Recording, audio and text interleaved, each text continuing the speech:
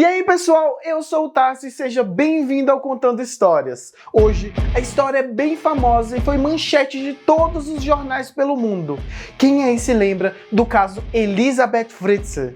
A garota de apenas 18 anos desapareceu. A polícia investigou o sumiço dela por semanas, mas mal eles sabiam que Elisabeth estava muito próxima, trancada no porão de casa e que permaneceu por lá por longos 24 anos. Quem se lembra dessa história? Gente, essa história é absurda. Mas antes, se você gosta de histórias de crimes, histórias reais, histórias de suspense e de terror, já se inscreve aqui no canal para não perder nenhuma história nova. Então, bora pro vídeo!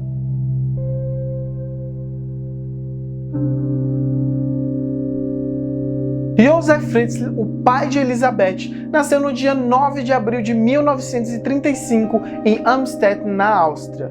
E nunca chegou a conhecer o pai dele, gente. O pai dele lutou na Segunda Guerra Mundial e abandonou a família quando ele tinha apenas 4 anos de idade. O Josef não tinha uma boa relação com a mãe dele, que o espancava todos os dias e várias vezes, pessoal. A mãe dele não deixava ele ter amigos e nenhum tipo de liberdade. Ele aprendeu a não demonstrar o que sentia, a não conversar com ninguém e se fechar dentro de si mesmo. A partir dos seus 12 anos de idade, por causa do péssimo relacionamento com a sua mãe, ele entrou em um sistema de adoção, gente, e começou a ser enviado para várias famílias, ficou pulando de casa em casa. E em 1956, aos 21 anos, o homem conheceu e logo se casou com Rosemary, de apenas 17 anos, com quem teve 7 filhos, 5 meninos e 2 meninas. Ele se formou em engenharia, viajou o mundo e comprou e alugou propriedades, o suficiente para ter uma vida estável quando chegasse o momento da sua aposentadoria. Foi só em 1967 que o homem deu liberdade à sua natureza monstruosa, quando invadiu a casa de uma enfermeira e a estuprou com uma faca em seu pescoço, enquanto ameaçava matá-la se ela gritasse. Depois ele também foi acusado de tentativa de estupro de uma mulher de 21 anos, além de vários outros episódios de atentado ao pudor. Josef acabou sendo preso e cumpriu 12 meses de prisão. Após 15 anos supostamente sem fazer nada de errado e sem descumprir as leis, o seu histórico criminal foi limpo do sistema jurídico da Áustria. No final dos anos 70, pessoal, não foi nada difícil para Josef receber a permissão legal do governo para construir uma adega no seu porão. Ainda mais se tratando da época da Guerra Fria, em que se fazia ainda mais necessário ter bunkers residenciais para se prevenir de possíveis ataques nucleares. Era a desculpa perfeita para a consumação do seu plano diabólico. Josef, no entanto, tinha colocado a nova casa em cima de restos de uma propriedade construída em 1880 em seu terreno, preservando o porão dela e ocultando das autoridades e também da sua família. Ninguém além dele sabia da existência daquele segundo porão, sem dutos de ventilação, frestas ou janela, num total de 18 metros quadrados e com 8 portas, sendo uma delas articulada e reforçada com concreto, além de outra operada através de senha e sistema de controle remoto. Era um verdadeiro labirinto, um cativeiro de filme de terror. Durante 2 longos anos, ele trabalhou dia e noite reformando o local, instalando pia, vaso sanitário, fogão e cama. E finalmente, em 1984, o trabalho terminou.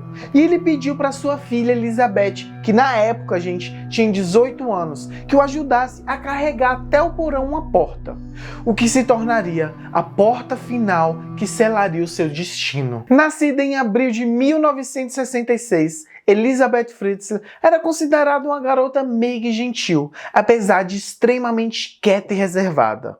Sua personalidade retraída em grande parte se devia pelos abusos físicos e sexuais que sofria pelo seu pai desde os 11 anos de idade. Por isso, ela praticamente não tinha amigos. Naquela tarde quente de 28 de agosto de 1984, Elisabeth não contrariou o pai.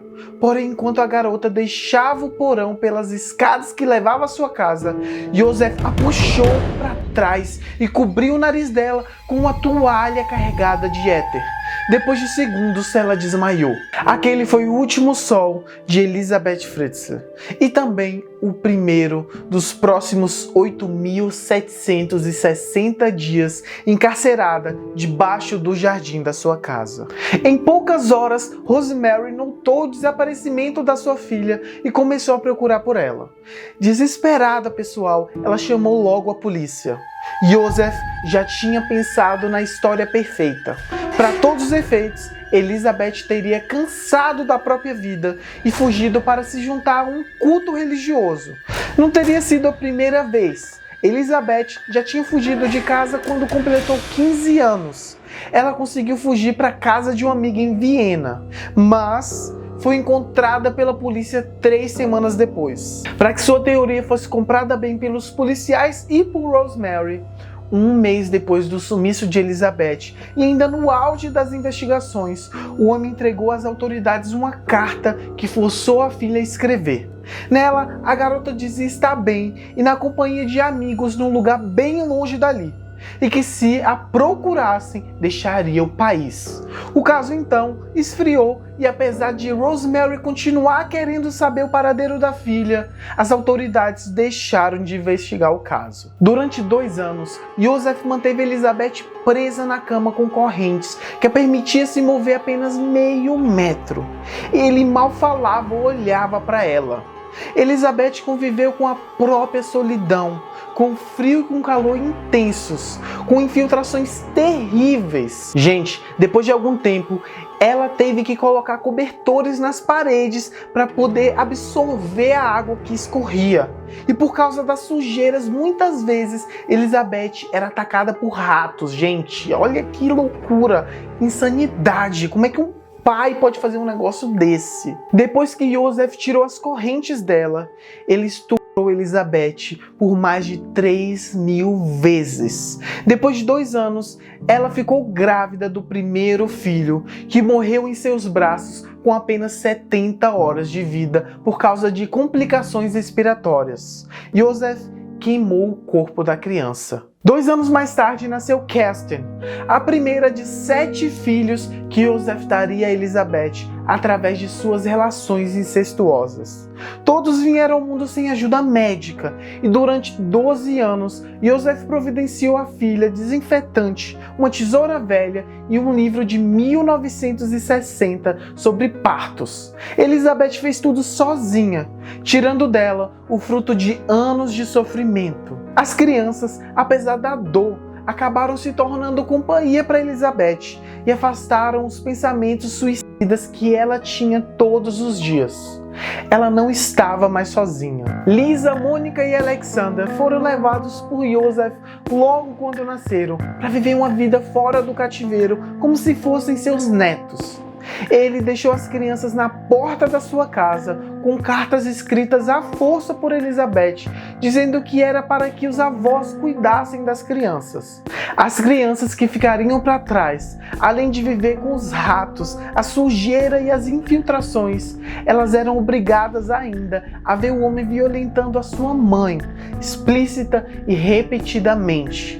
Eram também espancadas e ameaçadas de morte e deixadas na escuridão por semanas. A mãe ensinou as crianças a ler, a brincar e a tentar ter um mínimo do que se esperava de uma vida normal, apesar de todas as piores circunstâncias. Um sábado, no dia 19 de abril de 2008, a filha mais velha, Kerstin, que ia completar 19 anos naquele ano, ficou tão doente que nada salvaria da morte se não fosse socorrida. A Elizabeth então implorou por muito tempo a Joseph, até que ele cedesse e levasse a filha para o hospital, deixando ela na entrada do hospital para que ninguém o questionasse sobre o estado crítico que a menina se encontrava. Sem documentação ou registros, Kerstin não existia no mundo. Então, o hospital achou melhor entrar em contato imediato com a polícia.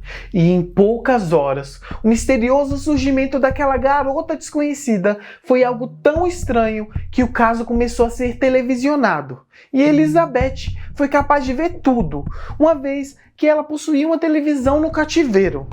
ela acabou suplicando mais uma vez a Joseph para poder ajudar a filha, fornecendo informações essenciais para os médicos para que ela tivesse alguma chance de vida, garantindo a todo momento que não diria absolutamente nada. Joseph mais uma vez cedeu aos pedidos da filha. Entre discursos incoerentes de Elizabeth e o nervosismo aterrorizado da situação, os investigadores afirmaram que daria voz de prisão para ela por maus tratos e abandono se ela não começasse a falar a verdade. A mulher prometeu que contaria tudo o que estava acontecendo se eles prometessem que ela nunca mais teria que olhar para a cara do pai. E naquela noite, foi através do desespero de salvar a vida de uma filha que a voz de Elizabeth Fritzl foi ouvida depois de 24 anos de puro silêncio. Enquanto seu pai, Joseph Fritzl, foi acusado de sequestro, estupro, homicídio culposo e outros crimes, ele se declarou culpado e recebeu sentença de prisão perpétua. Desde 2009, Elizabeth Fritzl vive sob uma nova identidade em um vilarejo vigiado na Áustria. A inexistência de qualquer detalhe pessoal se deve porque a mulher decidiu viver uma vida que não fosse definida por uma outra que foi tirada dela. Elizabeth se deixou para trás após depor 11 horas sobre uma vida que já não pertencia mais a ela. Que história, hein? E aí, você gostou? Se você gostou, deixe seu like aqui para eu saber que você gostou dessa história. Gente, essa história foi uma sugestão da Isabelle Vieira. Isabelle, muito obrigado. E se você aí tiver sugestões de histórias para eu contar aqui para vocês, deixa aqui nos comentários. E se você ainda não é inscrito, se inscreva que sai histórias como essas durante toda a semana. É isso aí, pessoal. Até a próxima história e tchau!